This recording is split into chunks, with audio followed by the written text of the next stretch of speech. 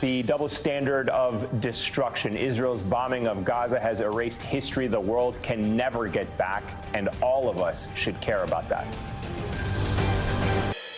When the Notre Dame broke out in flames in 2019, it sent shockwaves throughout the world and was covered by every major media news outlet around the globe. But we haven't seen that same international coverage or even outrage over the more than 200 cultural and historical sites destroyed in Gaza since the start of the Israel-Hamas war. Gaza is known for its rich, centuries-old cultural heritage. In fact, there are more than 300 registered heritage sites inside the small strip, which is about the same size as New York City. One of the oldest churches in the world, the Greek Orthodox Church of St. Porphyrios in Gaza City, was struck by Israel in October. Around 500 Muslims and Christians had been taking shelter there, and at least 16 Palestinians were killed that day, according to Palestinian health officials and the health ministry. Now, the strike left one of the church buildings completely destroyed, and only the Grand Omari Mosque's minaret, that slender tower you see here, was left standing after it was bombed in early December by Israel. It was one of Gaza's oldest mosques, dating back to 635 AD, and had survived earthquakes and several conquests over the centuries. The mosque was also a symbol of the diverse religious history in Gaza, having first served as pagan temple and then a church until it was finally converted into a mosque for a Muslim place of worship.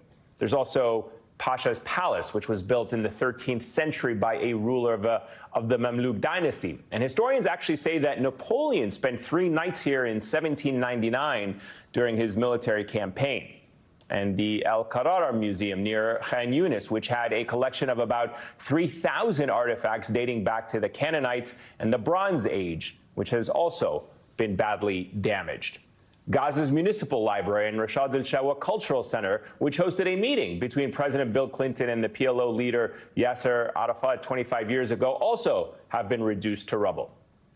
Local authorities have accused the Israeli army of targeting the library, along with thousands of books and documents with the city's records and history.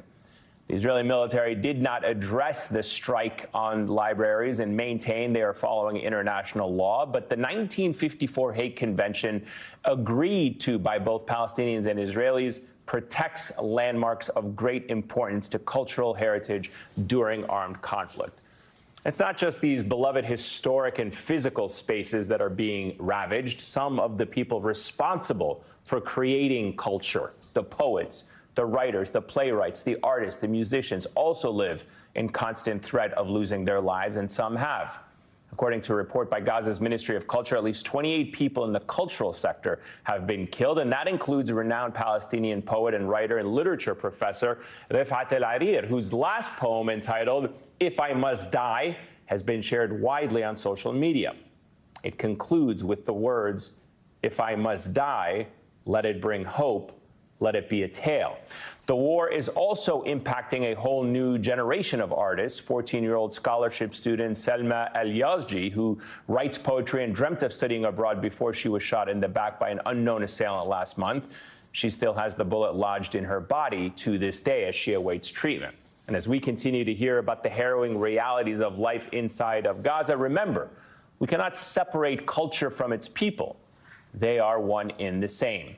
As 972 magazine puts it, Israel's destruction of Gaza's physical and cultural heritage achieves much the same goal: the erasure of Palestinian people.